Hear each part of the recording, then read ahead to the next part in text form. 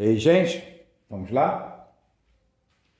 Nós vamos fazer aqui agora uma questão sobre dilatação volumétrica. Associe sempre figuras espaciais. Um paralelepípedo, uma esfera, um cubo, que é a figura espacial que mais aparece em termos de questões. Figura espacial.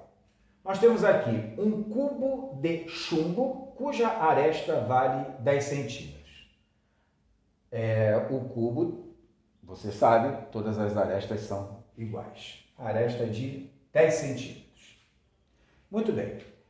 A temperatura desse cubo vai aumentar de 20 para 220 graus Celsius. Você já viu que provocou uma variação de temperatura, então as dimensões do cubo irão variar. O detalhe está aqui. O chumbo ele apresenta um alfa. Alfa é um coeficiente de dilatação linear. Só que aqui a gente está dando tratamento à figura espacial. Se é figura espacial, a dilatação ela é volumétrica. Tome cuidado. Por quê?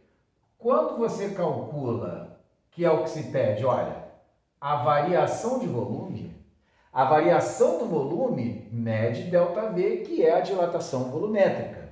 E essa variação de volume é dada por essa expressão aqui. V0, que é o volume do cubo, a ser calculado. Lembrando que o volume do cubo é aresta ao cubo. A variação de temperatura nós temos, que é de 20 para 220. E gama. Gama é o coeficiente de dilatação volumétrica. Apresentado na questão é alfa. Teremos que converter alfa para gama. Está lá, então, a relação. Ok? Interpretada a questão e substituindo os valores numéricos, teremos, então, isso. Olha só, então.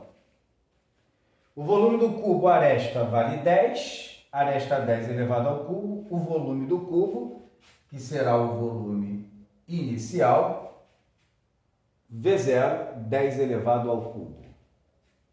A variação de temperatura de 200 graus Celsius, 202 vezes 10 ao quadrado. Alfa do chumbo converte para gama do chumbo, 3 vezes 2,7, vamos trazer então para cá, qual será a variação do volume sofrida pelo cubo. ΔV mede a variação, a dilatação. Temos 10 elevado ao cubo, como V0, 3 vezes 2,7, 8,1 vezes 10 elevado a menos 5, ΔT, 2 vezes 10 elevado a menos 2. Essa conta está fácil, porque 10 ao cubo com 10 ao quadrado vai dar 10 à quinta, com 10 a menos 5, a gente joga fora. Tá bom?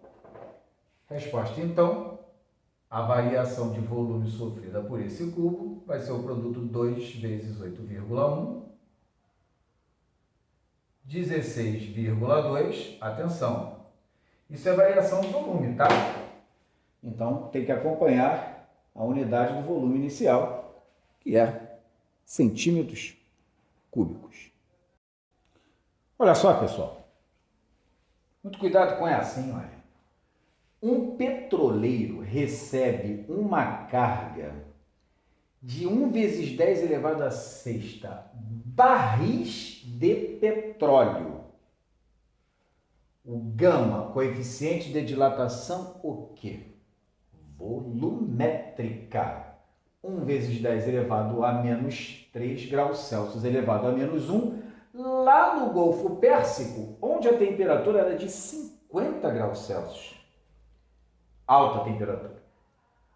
Qual a perda de volume? Vamos interpretar esse termo perda de volume. Por efeito de contração térmica, a própria questão já te deu a dica. Que esta carga, que este volume de petróleo apresenta Quando descarregado lá no sul do Brasil, quando a temperatura está a 20 graus Celsius. Entenda, a perda de volume por efeito de contração se dá pelo decréscimo de temperatura. Da mesma forma que a temperatura, ao aumentar, provoca o aumento, uma dilatação, quando a temperatura baixa, o efeito é contrário, é o de contração. Quando contrai, perde o volume. O que contrai? Mede a dilatação, no caso, a contração térmica. A perda de volume é a contração térmica, tá bom? Quando essa carga for lá descarregada no sul do país, cuja temperatura está em 20 graus Celsius. Vamos lá? Aqui nós estamos nos referindo a líquido. Líquido obedece às regras da dilatação volumétrica, tá? V0 gama delta T. Vamos ver quantos barris por contração térmica ocorreram na perda de volume. Então, olha, a perda de volume, como nós já falamos, mede a contração térmica, que também é ΔV, a exemplo da dilatação, tá bom? Foi o que nós batemos no nosso papinho, foi isso. ΔV igual a V0 é o volume inicial, não está sendo apresentado em litros ou metros cúbicos, está sendo apresentado em barris. Então, a nossa resposta também será em barris. 1 vezes 10 elevado a sexta barris. Atenção, nós vamos obter a resposta em barris. Evidentemente que num complemento de questão, um barril deverá ter, sei lá, X metros cúbicos, então você encontraria a resposta em unidades pertinentes ao sistema internacional ou qualquer uma outra, litros, tá? Centímetros cúbicos. Vamos lá. Gama do petróleo, 1 vezes 10 elevado a menos 3. Ok. E atenção, aqui eu vou colocar dentro de um parêntese, mas você vai interpretar, tá bom? Observa que a temperatura final é de 20 e a inicial é de 50. Então, houve uma variação de temperatura negativa. Esse sinal negativo aqui, gente, esse sinal negativo aqui é que indica a perda de volume por contração térmica, tá bom? A gente não precisa colocar o sinal negativo. O sinal negativo só indica a contração, tá bom? Ficaremos assim, então, ó, ΔV vai ser igual a 10 a sexta com 10 a menos 3, fica 10 elevado a 3. 30, vamos esquecer o sinal, 30 vezes 1 vezes 1, 30. 30 vezes 10 elevado a 3, que é a mesma coisa aqui, 3 vezes 10 elevado à quarta. 30 vezes 10 a 3, 3 vezes 10 elevado à quarta. Atenção que nós já batemos o papo. Está o volume inicial apresentado em barris. Está a variação do volume por contração, também em barris. Vamos a uma questão interessante. Vamos lá. Um copo de alumínio é um sólido cujo gama, coeficiente de dilatação volumétrica, vale 0,7 vezes 10 a menos 4 graus Celsius a menos 1. Esse copo de alumínio, esse recipiente de alumínio, que é sólido, está cheio até a borda com um determinado líquido. Líquido dentro do recipiente. Recipiente sólido de alumínio.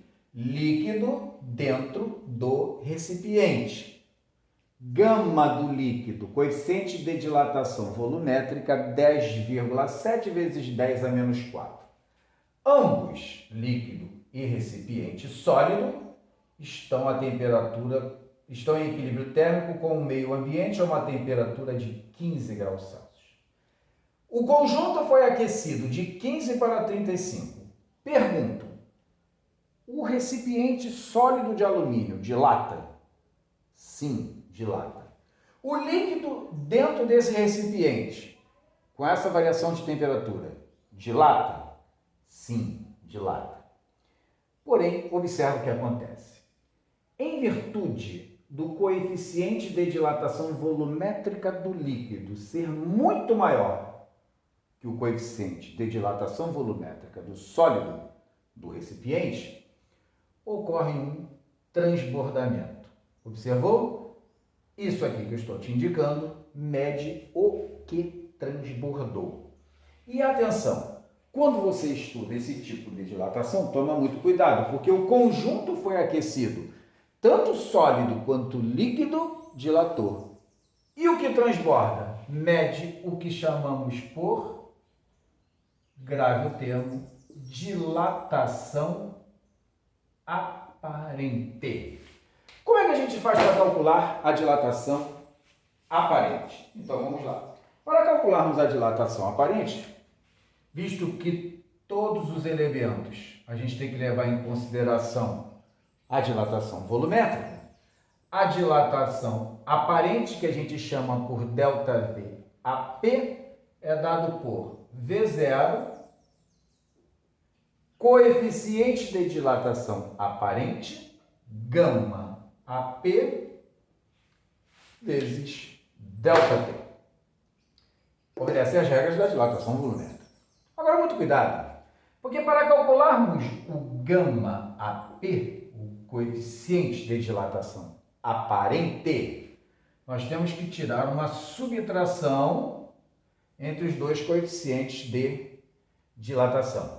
Isto é, o coeficiente de dilatação do líquido, seja qual for esse líquido aí, menos o coeficiente de dilatação do R, do recipiente. O recipiente é o sólido e o sólido é o alumínio, ok? Só que a questão quer saber qual é a fração, o percentual de volume inicial que transbordou. Bom, então vamos lá. Nós vamos calcular a dilatação aparente em função do volume inicial. A resposta nos dará essa fração, esse percentual, esse percentil, ok? Vamos lá. Vamos então à solução matemática. Gama aparente, gama do líquido menos gama do recipiente. 10,7 vezes 10 a menos 4 menos 0,7 vezes 10 a menos 4. Esse é o valor que nós vamos substituir aqui para o gama aparente. 10,7 menos 0,7, repete o 10 elevado a menos 4.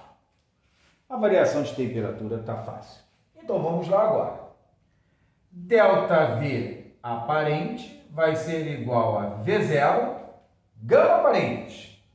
10 vezes 10 a menos 4, vezes 2 vezes 10 elevado a 1.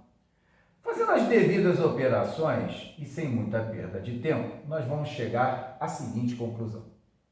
Que este valor aqui equivale a 2 vezes 10 elevado a menos 2. Nós vamos reescrever da seguinte forma. Atenção! ΔV AP vai ser igual a V0. Esse 2 vezes 10 a menos 2, nós podemos escrever 2 sobre 100. Tá legal? O 10 a menos 2 vai para o denominador como 10 a mais 2. E atenção para finalizar. O que é 2 sobre 100? 2 dividido por 100 são 2%. Então, qual foi a fração inicial do volume que transbordou?